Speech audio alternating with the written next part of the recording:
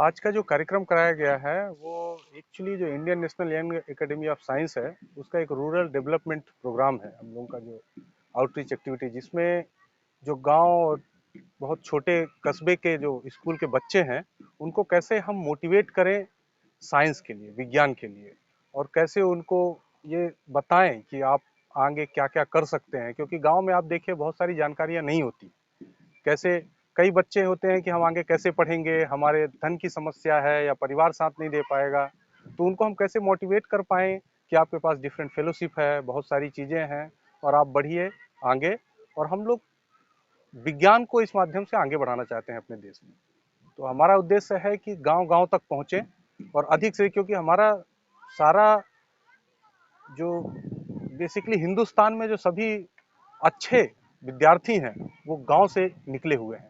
तो आज भी जो है जिनको नहीं पता है कि हम आगे क्या कर सकते हैं, कई लोग रास्ता भटक जाते हैं, तो उनको हम कैसे सही रास्ते को बताएं और मोटिवेट करें उनको, और हमें अच्छे फ्यूचर के अच्छे वैज्ञानिक, डॉक्टर, इंजीनियर और ये सब मिले। क्या लगता है सर, किस उम्र में बच्चे भटकाव की दिशा में जाना हो जाते हैं? हमें लगता है कि भटकाव का कोई उम्र नहीं होता है। तो हम तो कोशिश कर रहे हैं हम लोग इवन पांचवी छठवीं जब बच्चे बड़े हों और जब उनको लगे कि हमें कुछ आगे करना है, जहाँ से पहली सोच आती है कि कई बच्चे जैसे यहाँ भी हम मिले और भी जगह कि हाँ सर हमें डॉक्टर बनना है, जहाँ उनके अंदर या इंजीनियर बनना है या हमें कुछ सीखना है, तो उसी समय से उनको अगर हम रास्ता बताएं तो हमारे ख्याल से वो ज़्यादा अच्छा है। तो क्या लगता है डॉक्टर और इंजीनियर के अलावा भी कोई स्कोप है बच्चों के लिए? बहुत स्कोप है, बहुत स्कोप है। डॉक्टर जैसे इंजीनियर पर जैसे सर हर चीज़ आपने नहीं जिक्र होती। किया कि नहीं, विज्ञान में ही बच्चों को ले जाना है, विज्ञान सिखाना है, पढ़ाना है। तो हाँ, क्या ऐसे मान लीजिए और भी विषय है, अंग्रेजी हो गया, हिंदी हो गया, संस्कृत हो गया, क्या ये बच्चों के लिए उचित नहीं है क्या इसको बनाने नहीं के नहीं लिए? नहीं, ये उचित, एक्चुअली विज्ञान तो हर जगह है। जी जी। जब आप ज्ञान की विशेषता समझने लगे वही विज्ञान है, चाहे वो अंग्रेजी का ज्ञान हो या हिस्ट्री का तो ज्ञान हो, खासकर किसी भी बच्चे चीज ये का। सोचते हैं कि नहीं फिजिक्स केमिस्ट्री मैथ इसी को विज्ञान समझते हैं कि नहीं, फिजिक्स हो गया, केमिस्ट्री हो गया, मैथ हो गया, तो मतलब और ही विषयों के माध्यम से बच्चे अपना भविष्य बना सकते हैं कि नहीं? नहीं नहीं, बिल्कुल बना सकते हैं, जी हर एक चीज में बना सकते हैं। जी। तो वही उनको बच्चों को मोटिवेट करना है कि आपका क्या उद्देश्य है, और अगर आपको विज्ञान में बनाना है या किसी और सब्जेक्ट में बनाना है तो आपको कैसे, किस रास्ते को पकड़ें, क्योंकि बच्चों को ये नहीं पता होता है हमें करना तो है लेकिन कौन सा रास्ता अपनाएं। तो हम सभी लोग यहाँ पे उसी लिए आए हुए हैं और हम लोगों का प्रयास है कि हम और भी गांव तक पहुंचे। हम लोगों ने इसके पहले बनारस में भी, बाबतपुर में कार्यक्रम किया है, गाजीपुर में भी हम लोगों ने कुछ साइंस कैंप वगैरह लगाए हैं, और इसके बाद हम लोग चाहते हैं कि ये जो मोटिवेशनल कैंप है ये हर जगह लगे, और साइंस कैंप भी हम लोग बताएं कि करके सीखो, जो जी एक जी जी। कॉन्सेप्ट है उसको बच्चों को दिखाएं, जो कि सर। आप अभी देखेंगे। जी इसके बाद हम लोग बच्चों को डिमॉन्स्ट्रेट करेंगे, जो वो बच्चे पढ़ते हैं जी किताबों में जी। उनको सामने दिखाएंगे। तो मेधावी छात्रों के लिए विशेषकर बेसिकली क्या आप लोग सपोर्ट क्या मिलेगा आपको, आप लोगों की तरफ से? मेधावी छात्रों के लिए एक तो बहुत सारी, जैसे मेधावी छात्र हैं उनको तो फेलोशिप बहुत सारी हैं। जी जी। तो वही अब अभी हम अंदर बता रहे थे कि आप लोग अगर अच्छे से पढ़ाई करते हैं तो इतनी सारी फेलोशिप है। हम लोग सभी अपना कांटेक्ट नंबर भी बच्चों को दे देते हैं कि आपको कभी भी कोई भी है क्वेश्चन कि भाई हम अच्छे से पढ़े हैं, हमें आगे ये करना है, उसके लिए क्या करना चाहिए, तो हम लोग उनको गाइड करेंगे।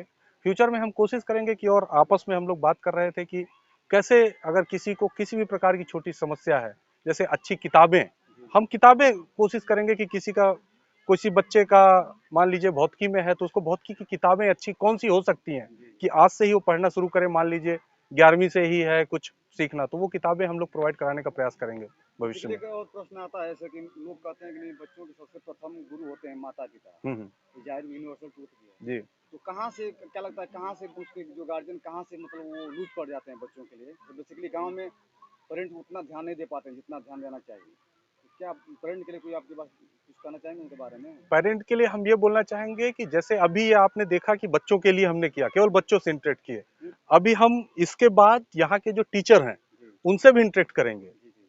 और हम तो बहुत खुश होंगे अगर माता पिता भी आए और हम उनसे भी बात करें, वो भी नहीं, तो हमसे दो शब्द सवाल वहीं जो पूछें। सोशल मीडिया के माध्यम से वहाँ तक बात हम लोग पहुँचाएंगे कि आखिर पेरेंट को बच्चों पर किस तरह की नज़र रखनी चाहिए, पैनी नज़र, ताकि बच्चों को मतलब कोई प्रेशराइज ना हो। नहीं, सही डायरेक्शन में जा सके। कोई बच्चा अगर कोई चाहता है कि मैं गीत गाऊँ, गाना गाऊँ, बच्चे माता पिता कहते हैं नहीं गाना मत गाओ, ये बहुत बेकार नहीं, चीज़ उनको है। रोकना नहीं है, उनसे बात करिए। जी अगर आप उनके सवाल, बच्चों का सबसे ज्यादा होता है सवाल होता है, माता पिता बोले हमको गीत गाना है, जी जी। माता पिता बोले नहीं गाओगे, नहीं गाओ। तो बच्चे तुरंत पूछते हैं क्यों नहीं गाएंगे। क्यों नहीं गाओ? अगर आपके पास उस क्यों का जवाब है, जी आप उनको सेटिस्फाई कर सकते हैं तो मेरे ख्याल से आप समझा भी सकते हैं। अगर आपसे हो पा रहा है उनके प्रश्नों का जवाब नहीं है तो आप स्कूल के टीचर के पास जा सकते हैं, उनके साथ मिलकर भी बैठ सकते हैं और गांव में और भी लोग जो पढ़े लिखे हैं वो भी बात मिल के कोई बात करेंगे तो और अच्छा होगा। लास्ट क्वेश्चन है कि मान लीजिए वर्तमान व्यवस्था में तमाम सुविधाएं बच्चों के लिए आ गई है, पैंट हो गया, शर्ट हो गया, शूज हो गया, यूनिफॉर्म हो गया। बहुत से बात सारे बच्चे इनसे दूर दूर हो जाते हैं, उनके पास व्यवस्था नहीं होती है पढ़ा, मतलब माता पिता उनको दे नहीं पाते हैं। क्या वो पढ़ाई में क्या एक वो बाधा उत्पन्न करता है क्या, सुविधाएं जो बेसिकली सुविधाएं होती हैं? नहीं नहीं, वो तो बाधा उत्पन्न करता है। तो इसके लिए अगर हम लोग कुछ इनिशिएटिव लेने का प्लान बना रहे हैं कि अगर ऐसे कुछ बच्चे हैं तो उनको कैसे कुछ सुविधाएं उत्पन्न कराएं। जैसे हमारे डॉक्टर विनीत काफी समय से कोशिश कर रहे हैं, आप जान रहे हैं ये स्कूल के लिए हम लोग बात करते हैं, ये दिन रात परेशान रहते हैं कि हमारे यहाँ ऐसे बच्चे हैं उनके लिए क्या करें। उससे पहले अब हमें यहाँ जाना है और यहाँ कोशिश करनी है, जिन बच्चों के पास नहीं है उनको हम लोग मिल के पहले हम खुद शुरुआत करेंगे, इसके बाद जो भी संस्थाएं हैं उनसे मिल के और ऐसे लोगों के लिए कुछ ना कुछ करना है। और जैसे जो चल रहा है कोरोना का, जो चल रहा है, युग चल रहा है, पूरे विश्व में चल रहा है, तो एक सिस्टम निकल गया ऑनलाइन पढ़ाई वाला। क्या ये बच्चों के लिए हानिकारक है या लाभदायक? नहीं, पढ़ाई तो कभी हानिकारक हो नहीं सकती। नहीं तो हाँ ऑनलाइन के माध्यम मोबाइल हाँ, से बच्चे लेकिन ऑनलाइन और जो सामने पढ़ाई हम खुद पढ़ाते हैं उसमें अंतर तो जरूर है। और हम तो यही प्रार्थना करेंगे कि कोरोना जल्दी से जाए और बच्चों से हम सामने इंटरेक्ट करें।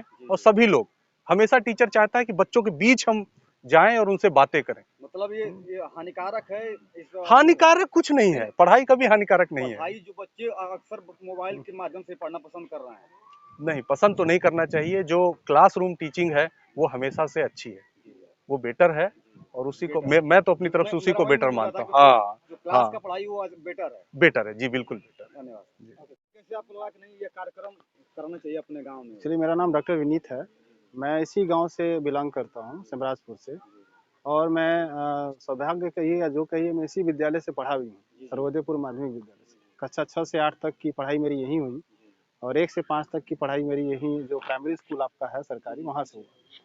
और रामकरण इंटर कॉलेज से मैंने 10+2 पास किया। उसके बाद मैं बीएससी किया, फिर यूपी कॉलेज से फिर एमएससी वहाँ से किया, बीएचयू आईआईटी से मैंने पीएचडी किया। तो मेरे दिमाग में ये आइडिया तो करीब जब मैं पीएचडी कर रहा था तभी मेरे माइंड में आया था कि कुछ ऐसा प्लान होना चाहिए कि रूरल एरिया में जा करके बच्चों को कैसे मोटिवेट किया जाए। लेकिन उस समय हम लोगों के पास ऐसा टीम नहीं था, क्योंकि हम लोग उस समय एक दौड़ में शामिल थे कि हमें पहले अपने को एडजस्ट करना है, उस योग्य बनाना है कि हमारी बातों को लोग सुन सकें और हम सहयोग कर सकें नीडी लोगों को। जब वो सही समय आया तो हम लोगों ने एक अच्छी टीम बनाई, डॉक्टर संजय सिंह और डॉक्टर अंकुर वर्मा, डॉक्टर संजीव महतो और डॉक्टर सुनील कुमार की हेल्प से। और ये टीम जो है रूरल एरिया के जो भी गांव हैं वहां जा कर के हम लोग कोशिश यही करेंगे कि बच्चों से इंटरेक्ट किया जाए और उनकी जो भी समस्याएं हैं उस पर हम लोग बात करें और वो कोशिश किया जाए कि उनको कैसे मोटिवेट किया जा सके कि साइंस को लेकर के उनका जो सोच है उसको कैसे हम और बढ़ाया जा सके साइंस को लेकर के। तो उस पर हम लोग काम कर रहे हैं और भी गांव के जो आसपास के गांव हैं मऊ जिला में हम लोग कुछ और प्लान करने वाले हैं ऐसा प्रोग्राम। तो आने वाले समय में हम कोशिश करेंगे कि गवर्नमेंट से भी हम लोगों को सपोर्ट मिलेगा। हम लोग कुछ प्रपोजल लिखने वाले हैं साथ में। यूपी, जैसे यूपी में एक यूपी CSTU एक यहाँ देता है फंडिंग, उससे बात करेंगे। Department of science and technology है, उससे अपना एक प्रपोजल वहाँ सबमिट करेंगे और इंसा है वहाँ सबमिट करेंगे और कोशिश किया जाएगा कुछ अगर फंड मिल जाए जिससे कि हम लोग यहाँ जा करके बच्चों को कुछ उससे बुक्स जो प्राइमरी बुक्स हैं उनको अवेलेबल करा सकें। सो हम लोगों का मेन टारगेट ये है कि जो नीडी बच्चे हों उनको कैसे हेल्प किया जाए, मेन इसका मोटो ही है और हम लोग करेंगे इसको।